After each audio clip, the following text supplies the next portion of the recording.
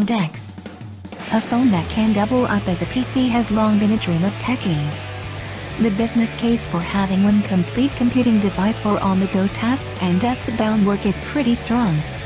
Windows 10 Mobile Continuum made a commendable first step into this world, but it's Samsung that's taken up the mantle with DeX, a 120-pound stock that supports the latest Galaxy S8 and S8 Plus smartphones. As a piece of design, the DeX looks pretty cool, but it's rather impractical.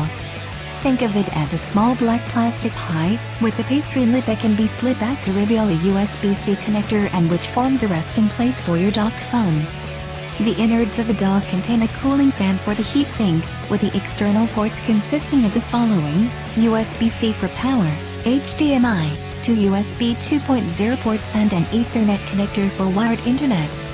The DeX dock is annoyingly inflexible. Unlike Microsoft's display dock, which allows you to place your phone anywhere, the DeX requires your phone to be locked into place at all times. Also, unlike the display dock, docking the phone results in complete deactivation of the screen, so there's no second screen fun to be had here. The positioning of the dock means the phone speakers fire downwards into the base, providing a fairly poor quality experience.